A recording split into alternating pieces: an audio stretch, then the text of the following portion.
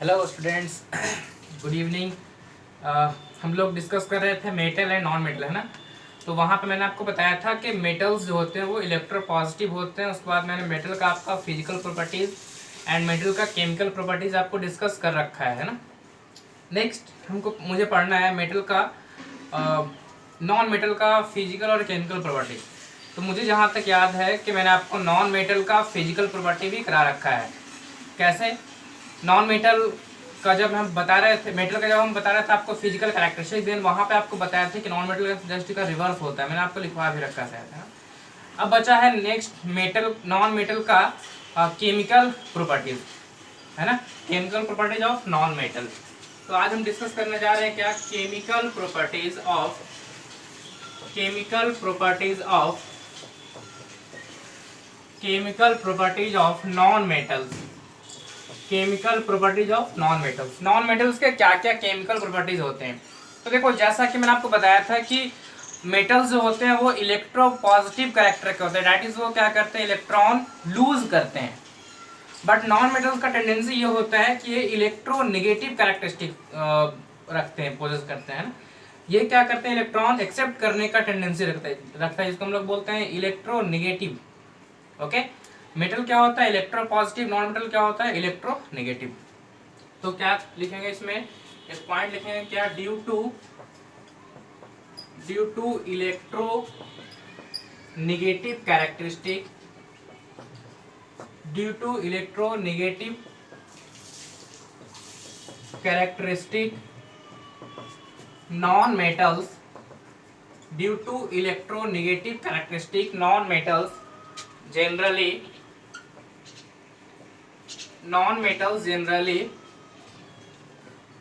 accept electrons and form anion। क्या करता है कि नॉन मेटल जो होता है जनरली क्या करता है, इलेक्ट्रॉन एक्सेप्ट करके एनायन फॉर्म करता है। आप एग्जांपल की बात कर लो, एग्जांपल देख लो। जैसे मान लो क्लोरीन है ना। क्लोरीन क्या करेगा, एक इलेक्ट्रॉन लेकर के Cl माइनस में चेंज हो जाता है। तो देखिए यहाँ पे इलेक्ट्रॉन एक्सेप्ट करने की टेंडेंसी है और ये फॉर्म कर रहा है केटायन, सॉरी एनायन, है ना। वैसे ही आप और भी देख लो, जैसे मान लो ऑक्सीजन को ले लो, ये 2 इलेक्ट्रॉन एक्सेप्ट करके फॉर्म कर लेगा O2 माइनस, इस तरह से। तो मैक्सिमम नॉन मेटल्स क्या करते हैं, जनरली इलेक्ट्रॉन एक्सेप्ट करते हैं और एक्सेप्ट करके वो एनायन फॉर्म करते हैं। ऐसा क्यों होता है, due to its electronegative characteristic. Okay, तो नॉन मेटल्स के जितने भी रिएक्शंस होते हैं ऑलमोस्ट सारे कोवैलेंट होते हैं। कोवैलेंट मतलब क्या है कि इलेक्ट्रॉन शेयरिंग से इनका ऑक्टेट कंप्लीट होता है ना। तो क्या होता है, ऑलमोस्ट सारे क्या होते हैं, कोवैलेंट होते हैं। तो वन बाय वन हम डिस्कस करते हैं। दो टाइप का कंपाउंड बताएंगे आपको। इलेक्ट्रो कौन सा, एक कंपाउंड जिसमें क्या होता है, इलेक्ट्रॉन का ट्रांसफर होता है, आयनिक कंपाउंड उसको हम बोलते हैं। और दूसरा होता है कि उसमें इलेक्ट्रॉन का शेयरिंग होता है, उसको हम लोग कोवैलेंट कंपाउंड बोलते हैं। तो बहुत सारे नॉन मेटल्स के ऐसे कंपाउंड्स होते हैं जो क्या होते हैं, आपका म्यूचुअल शेयरिंग से that is covalent compound form करते हैं। तो इसी सीरीज में सबसे पहले हम पढ़ेंगे reactions of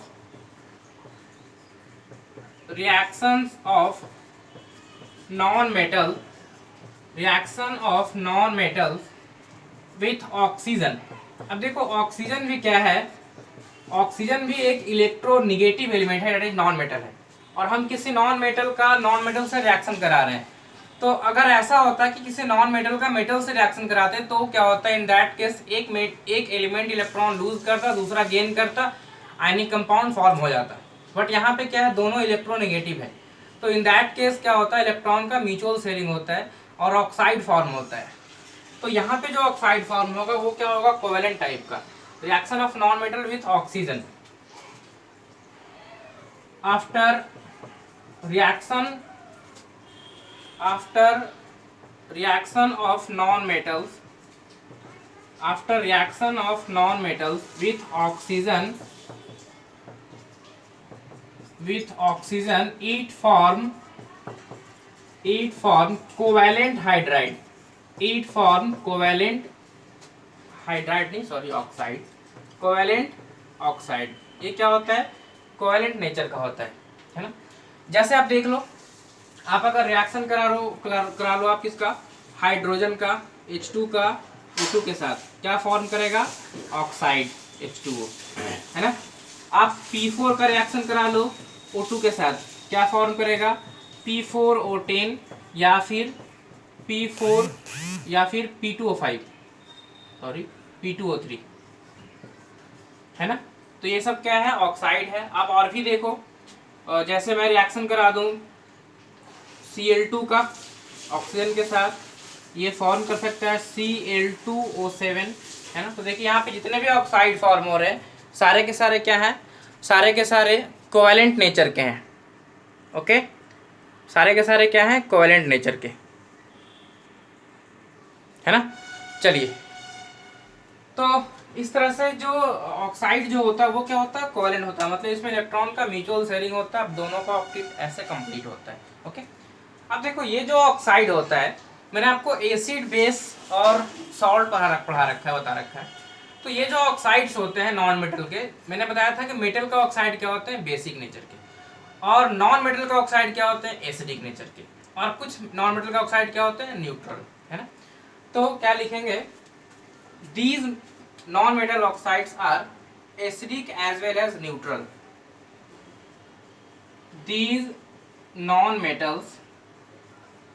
These non-metals oxides are acidic और न्यूट्रल, दोनों होता है।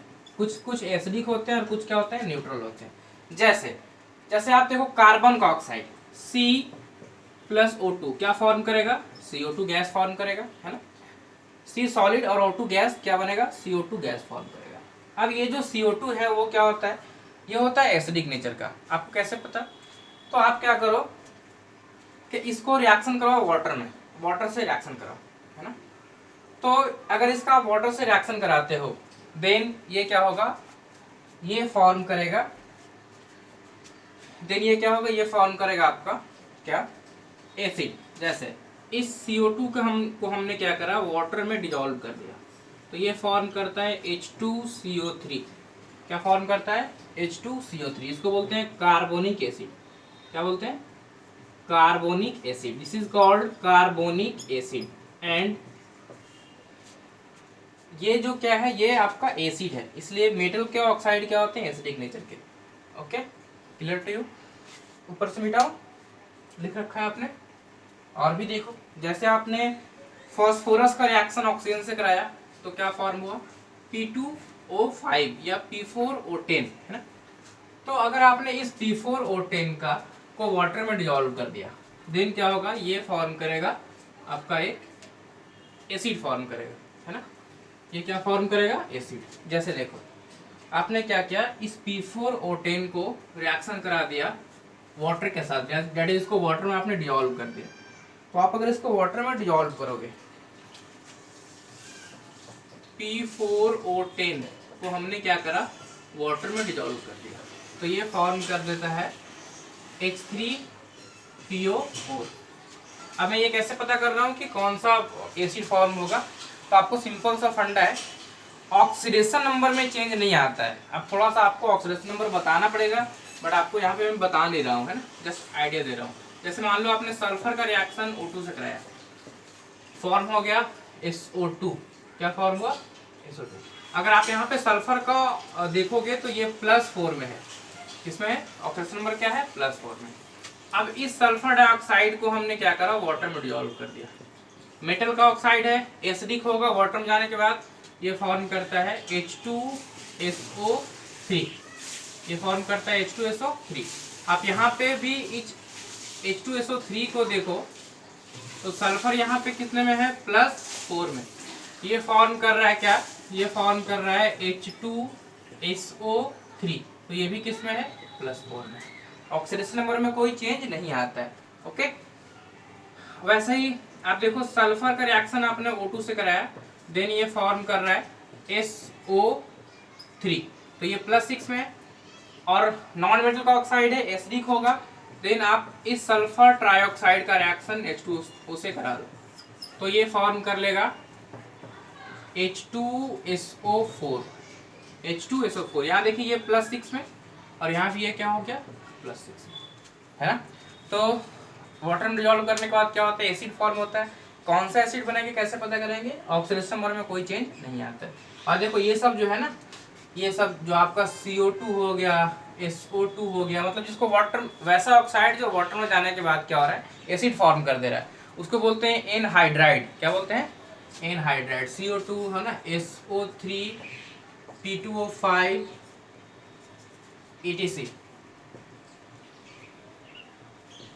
etc are called anhydride, are called anhydride. इसको क्या बोलते हैं, एनहाइड्राइड। किसका एनहाइड्राइड, आपसे पूछेगा कि एनटीएससी वगैरह में पूछेगा, बहुत ऐसे पूछता है कि P4 और 10 है, ये किसका एनहाइड्राइड है। उसमें बहुत सारा ऑप्शन 4 दे रखा होगा, उसमें दे रखा होगा H3PO4, H3PO3, H2P2O7, none of this, ऐसे, है ना। चलो मैं उसको करा दूं क्वेश्चन, नीचे लिख लिया आपने बेटा, अच्छा क्वेश्चन याद रखे, करा देता हूँ।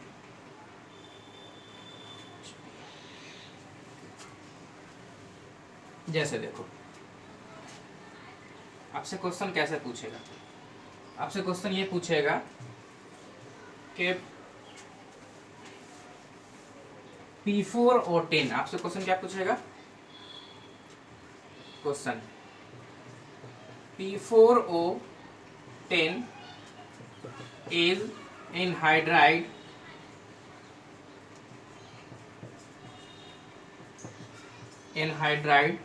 of which acid, P4O10 is anhydride of which acid, ठीक है।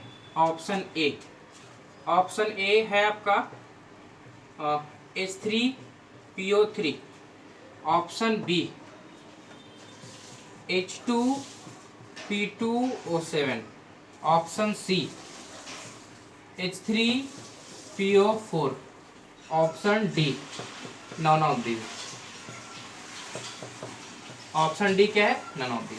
तो आपसे एनटीएससी में ऐसा क्वेश्चन पूछा जाएगा, ठीक है। तो आपको बताना है कि कौन सा इसमें होगा। मैं एक और आपको क्वेश्चन बता देता हूँ, नीचे नोट कर लिया आपने।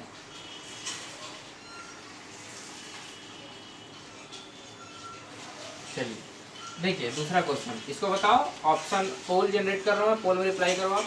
दूसरा Cl2O7 is anhydride of which acid, ठीक है। कौन सा एसिड का ये एनहाइड्राइड है, Cl2O7। ऑप्शन ए आपको दे रखा होगा क्या, ऑप्शन ए होगा आपका HClO2। Option B, option B क्या है, HClO3। ऑप्शन सी HClO4, है ना। And option D none of this. Okay, तो इस टाइप से क्वेश्चंस आपको एग्जाम में, कॉम्पिटिटिव एग्जाम में पूछा जाएगा। तो आपको बताना है इसमें कौन सा एनहाइड्राइड। पहले तो एनहाइड्राइड क्या होता है, जिसको वाटर में डालने के बाद क्या होता है, वो एसिड में चेंज हो जाता है। तो P4O10 and Cl2O7 are anhydride, है ना। तो इसमें से किसका होगा कैसे पता करेंगे बताओ, पोल में रिप्लाई करो आप। देखिए P4O10 है ना, तो यहाँ पे P4O10 मैं आपको थोड़ा सा ऐसे ही बता रहा हूँ, एक्चुअली इसका मैं सेपरेट क्लास लूंगा एडवांस क्लास वगैरह में, है ना। इसका ऑक्सीडेशन नंबर मुझे नहीं पता, इसको x मान लो, और ऑक्सीजन का होता है -2। तो क्या लिखेंगे, 4x -2, और ये 10 है ना, 2 × 10 = 0। तो यहाँ से आ जाएगा 4x = +20, कितना आ जाएगा, +20। तो यहाँ पे x = कितना आ गया, +5। दैट मीन्स कि यहाँ पे फास्फोरस का ऑक्सीडेशन नंबर कितना है, +5। अब आपको चेक करना पड़ेगा इनमें से किसका ऑक्सीडेशन नंबर +5 है ना। तो मैं आपको सबसे पहले इसको चेक करके दिखा रहा हूँ। ओके, ये मेथड आपको अभी नहीं आता है, बट मैं आपको जैसे ऐसे बता रहा हूँ नॉलेज के लिए, बाकी हम लोग एडवांस क्लास में पढ़ेंगे सेपरेट इसको। तो देखिए हाइड्रोजन का होता है +1, है ना, तो 3 + 1। फास्फोरस का आपको नहीं पता, इसको x मान लो, तो +x। ऑक्सीजन का होता है -2, +4 × -2 = 0। तो यहाँ से देखिए इसको x को सॉल्व कीजिएगा तो आ जाएगा +5। दैट मीन्स कि यहाँ पे फास्फोरस किस में है, +5 में, और यहाँ भी फॉस्फोरस कितना है +5 में। ओके, तो आपको बताया था मैंने कि एनहाइड्राइड को जब वाटर में डालोगे तो वहाँ पे ऑक्सीडेशन नंबर में कोई चेंज नहीं आता है। दैट मीन्स के ये जो हो गया आपका करेक्ट आंसर। इसमें करके देखो नहीं आएगा, -14 और +2 तो ये +6 आ जाएगा। यहाँ पे करके देखो आप तो -6 ये +3 आ जाएगा। यहाँ पे ऐसे निकालोगे ना तो ये आ जाएगा +3 और ये आ जाएगा +6। ओके, तो इस तरह से आप देखो +5 इसमें है ना। चलिए दूसरा आप देखो, इसको देखो Cl2O7 का। तो अगर आप Cl2O7 में क्लोरीन का ऑक्सीडेशन नंबर निकालोगे तो देन क्लोरीन का ऑक्सीडेशन नंबर क्या होगा। देखो क्लोरीन को आप मान लो x, 2 क्लोरीन है तो कितना हो गया 2x, -14 = 0। तो यहाँ से क्लोरीन का ऑक्सीडेशन नंबर आ गया +7 है ना। अब जिसका ये इसमें जिसका आंसर जो होगा करेक्ट मैं उसको बता रहा हूँ, बाकी को आप चेक कर सकते हो। HClO4 को देखो तो यहाँ पे हाइड्रोजन किसमें +1 होता है हाइड्रोजन का, है ना। क्लोरीन का आप मान लो x और ऑक्सीजन है 4 है ना, तो +4 × -2 = 0। तो यहाँ से क्या आ गया x = +7। तो यहाँ पे क्लोरीन का ऑक्सीडेशन नंबर क्या है +7, और बाकी इसी में करोगे तो नहीं आएगा। चलो कर लो, +1 और -4 तो ये +3 आएगा। इसमें कितना आ जाएगा +3। वैसे इसका करोगे तो -6 + 1 ये आ जाएगा +5 है ना। तो बताया था हम कि ऑक्सीडेशन नंबर में कोई चेंजेस नहीं आते हैं। तो +7 ऑप्शन कौन सा HClO4। ओके, तो ये आपका करेक्ट ऑप्शन है, इसको आप नोट करें।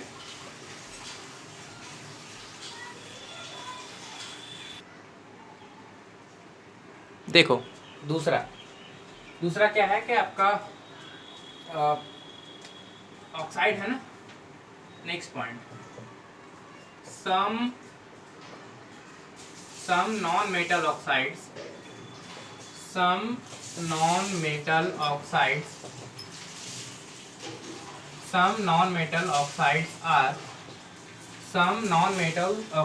are ये क्या होता है, some non-metal oxides are neutral in nature। Neutral होता है, ना ही एसिडिक ना ही बेसिक, न्यूट्रल होता है। एग्जाम्पल वेरी इंपॉर्टेंट, एग्जाम्पल जैसे CO कार्बन मोनोऑक्साइड है ना, H2O, और ले लो आप NO और N2O है ना, EDC। ये सब क्या होता है न्यूट्रल होता है, मतलब एसिडिक भी नहीं होता और बेसिक भी नहीं होता है। ओके, तो ये ऑक्साइड कंप्लीट हो गया आपका। नेक्स्ट आपको पढ़ना है रिएक्शन विथ वाटर है ना। नेक्स्ट क्या आपका रिएक्शन विथ वाटर, नेक्स्ट है आपका reaction with water, reaction with water. तो देखो नॉन मेटल जो होता है वाटर से रिएक्शन नहीं करता है। मैंने आपको बताया था कि मेटल जो होता है वाटर से रिएक्शन करता है, और आपका हाइड्रोक्साइड और ऑक्साइड फॉर्म करता है, और रिएक्टिविटी डिफरेंट होता है।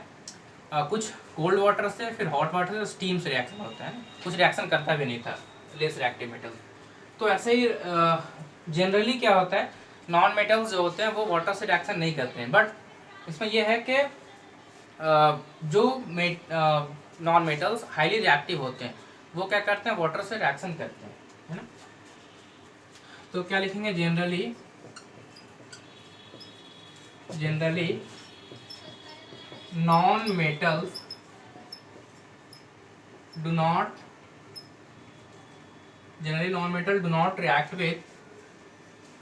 react with generally non-metal do not react with water, but some highly reactive non-metal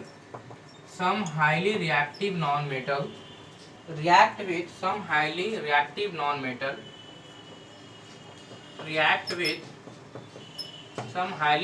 non-metal react with water है ना। एग्जाम्पल जैसे फ्लोरीन जो होता है वो हाईली रिएक्टिव है, सबसे ज़्यादा रिएक्टिव कौन सा है फ्लोरीन। नॉन मेटल्स में फ्लोरीन क्या करेगा वाटर से रिएक्शन करके फॉर्म करता है HF। ये HF क्या होगा आपका एक्वस होगा है ना, और क्या होगा आपका O2 O2 फॉर्म करता है। ओके, या फिर अगर कंडीशन चेंज कर दिया जाए तो ये F2 है जो H2O से रिएक्शन करके ये फॉर्म करता है HF, है ना। वेरी इंपॉर्टेंट रिएक्शन है ये कंपटीशन के पॉइंट ऑफ व्यू से, और ये फॉर्म करता है O3। ठीक है, चलिए नेक्स्ट रिएक्शन विद वाटर हो गया। नेक्स्ट है आपका, नेक्स्ट है reaction with acids, dilute acid, reaction with dilute acid. जैसे देखो आपको बताया थे कि मेटल्स का रिएक्शन जो होता है जनरली डाइल्यूट एसिड के साथ, एसिड के साथ क्या होता है, वो हाइड्रोजन गैस लिबरेट करता है और सॉल्ट फॉर्म करता है ना।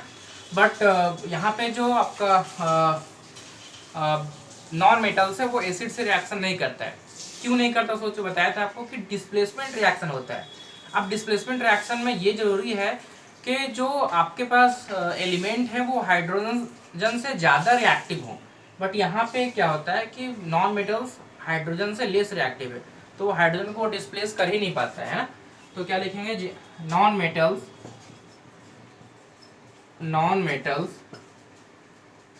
do not react with non-metals do not react with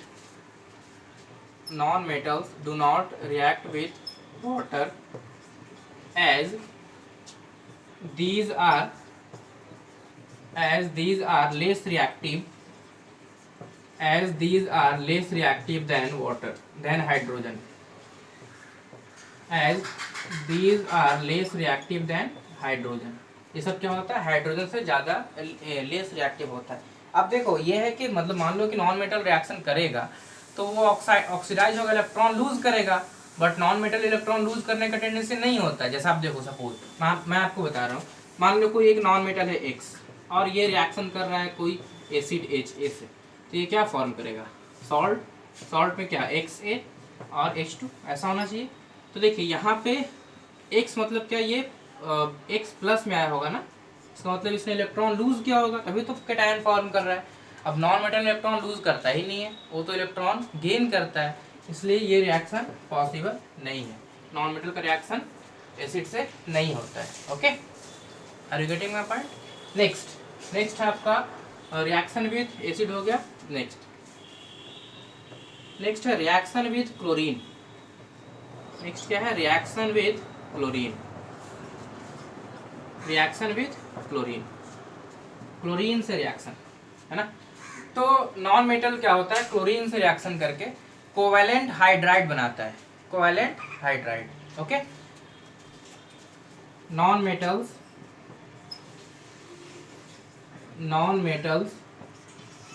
react with chlorine, non-metals react with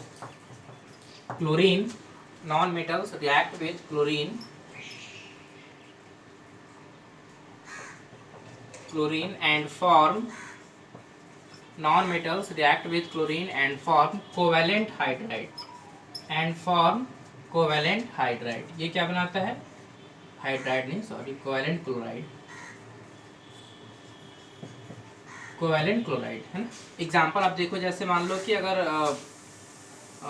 आप रिएक्शन करा लो फॉस्फोरस का P4 का, आपने क्लोरीन से रिएक्शन करा दिया, देन ये फॉर्म कर लेगा फॉस्फोरस ट्राइक्लोराइड PCl3। या फिर आप हाइड्रोजन से रिएक्शन करा दो H प्लस Cl2 है ना, तो ये फॉर्म करेगा क्या, HCl। तो ये सब जो क्लोराइड है ये क्या है आपका, ऑल ये सब क्लोराइड क्या है आपका, ये क्लोराइड है कोवैलेंट टाइप का। ओके, इसमें क्या होता है, इलेक्ट्रॉन का म्यूचुअल शेयरिंग होता है। अब अगर आपने इसको नोट कर रखा है तो ऊपर से मिटा। चलिए फिर है नेक्स्ट आपका रिएक्शन विद हाइड्रोजन। नेक्स्ट क्या पढ़ना है आपको, रिएक्शन विद हाइड्रोजन। तो हाइड्रोजन से रिएक्शन कैसे होता है, ऐसा है कि अगर नॉन मेटल जो है वो हाइड्रोजन से रिएक्शन करता है तो हाइड्राइड बनाता है, और ये हाइड्राइड भी क्या होता है, कोवैलेंट नेचर का होता है। ये हाइड्राइड क्या होता है, कोवैलेंट नेचर का होता है ना। नेक्स्ट हम क्या पढ़ने जा रहे हैं, reaction with hydrogen, non metal का। Reaction with hydrogen. तो क्या है, non metals react with hydrogen, non metals react with hydrogen, non-metals react with hydrogen and form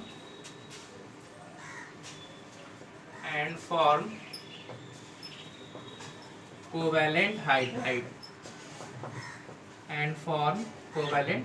जैसे आप हाइड्रोजन का रिएक्शन नॉन मेटल है ना, सल्फर H2 या S8 का रिएक्शन आप करा दो H2 के साथ, तो ये फॉर्म करेगा H2S। ये क्या फॉर्म करेगा, H2S। ओके, ठीक है, हाइड्रोजन सल्फाइड बोलते हैं इसको। Very important, next reaction N2, इसका रिएक्शन करा दो H2 से। ओके, इसमें होता है फेरिक और मोलिब्डेनम। फेरिक क्या होता है, कैटलिस्ट, मोलिब्डेनम क्या होता है, एक्टिवेटर, बाद में पढ़ेंगे सब है। और इसका अप्रॉक्स 373 के अप्रॉक्स होता है केल्विन में। तो ये फॉर्म करता है NH3 अमोनिया। इसको बोलते हैं हैबर प्रोसेस। क्या बोलते हैं इसको बोलते हैं हैबर प्रोसेस। Haber process. तो आपसे एग्जाम में कंपटीशन में क्या क्वेश्चन पूछता है पता है, पूछता है कि which catalyst is used in the Haber process. Catalyst क्या होता है, जो कि रिएक्शन के रेट को इंक्रीज करता है, ऑल्टर करता है। ओके, रिएक्शन के रेट को जो ऑल्टर करता है, तो यहाँ पे हम लोग फेरी को क्या करते हैं, कैटलिस्ट यूज करते हैं, है ना। ठीक है, आपका रिएक्शन हो गया। नेक्स्ट है सॉल्ट के साथ रिएक्शन विथ सॉल्ट। मिटा दो इसको, रिएक्शन विथ सॉल्ट। तो देखो सॉल्ट के साथ जो रिएक्शन होता है उसमें ऐसा है कि फिर इसमें वही बात आती है कि डिस्प्लेसमेंट रिएक्शन होता है। अब यहाँ पे जो ज़्यादा रिएक्टिव होगा वो क्या करता है, ज़्यादा रिएक्टिव वाला क्या करता है, लेस रिएक्टिव को डिस्प्लेस कर देता है उसके सॉल्ट से। डैट इज वो डिस्प्लेसमेंट रिएक्शन शो करता है ना।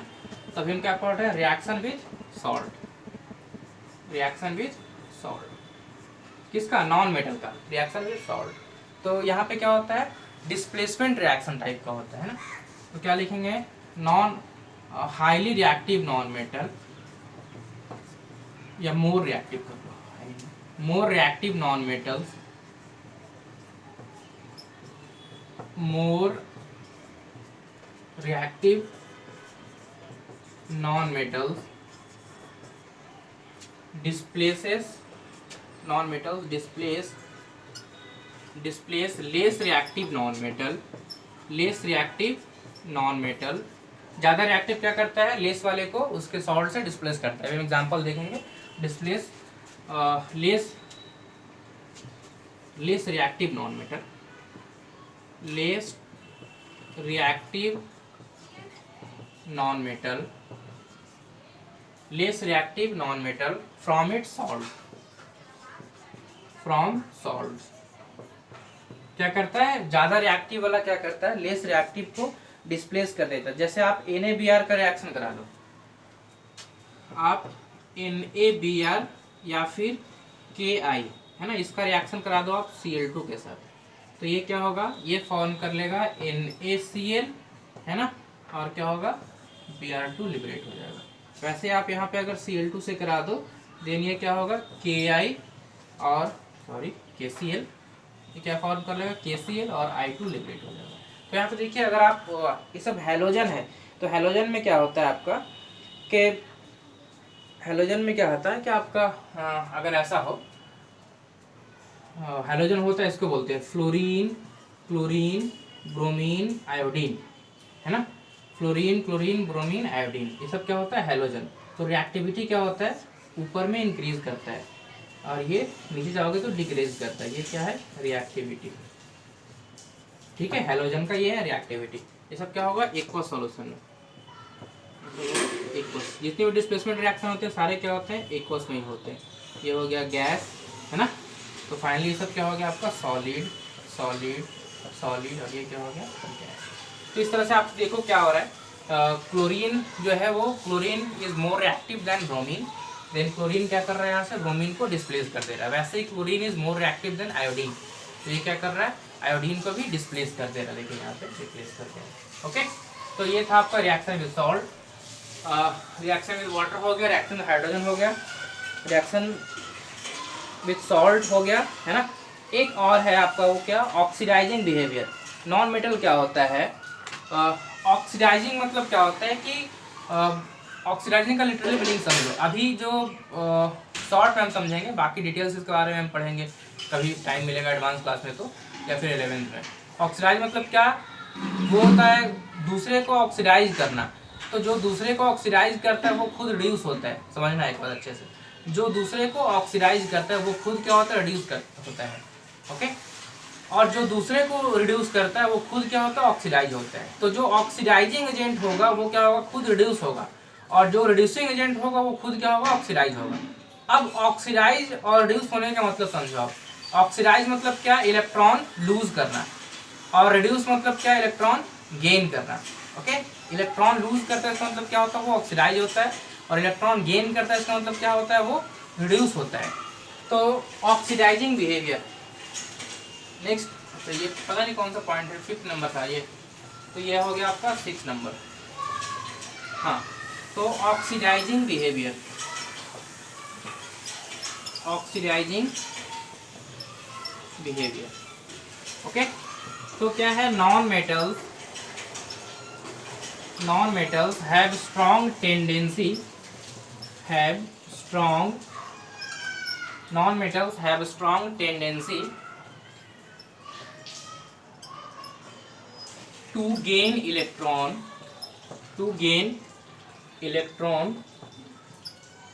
that's why it act as a strong oxidizing agent, that's why it act as a strong oxidizing agent,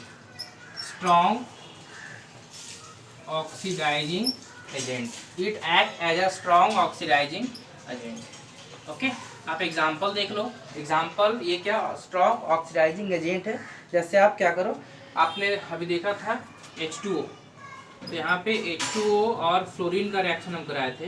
then यहाँ पे क्या हो रहा था, ये HF है ना, और O2 फॉर्म हो रहा था। अब समझो, यहाँ पे फ्लोरीन था, तो फ्लोरीन मतलब F2 ले लो, तो यहाँ पे 0 है ना ऑक्सीडेशन नंबर इसका, और ये आ गया -1 में। इस पे चार्ज कितना आ गया, -1। इसका मतलब ये क्या हो रहा है, खुद रिड्यूस हो रहा है, इसका मतलब क्या, दूसरे को क्या करेगा, वो ऑक्सीडाइज करेगा। तो ये क्या हो गया, ऑक्सीडाइजिंग एजेंट हो गया, ओके। आप देखो दूसरा S8 और प्लस F2, तो ये फॉर्म कर रहा है SF6। यहाँ पे देखिए फ्लोरीन कितने में था, 0 में, कहाँ चला गया, -1 में। तो ये क्या हो रहा है, खुद रिड्यूस हो रहा है, इसका मतलब दूसरे को क्या करेगा, ये ऑक्सीडाइज करेगा, है ना। ठीक है, तो कैसे बिहेव कर रहा है ये, ऑक्सीडाइजिंग एजेंट जैसा बिहेव कर रहा है। Strong tendency to gain electron, ठीक है। इसको आप नोट करो, फिर मैं आगे बताता हूँ आपका। ये आपका केमिकल प्रॉपर्टीज जो था वो पूरा कंप्लीट हो गया नॉन मेटल्स का। अब इसको आप नोट कर लें।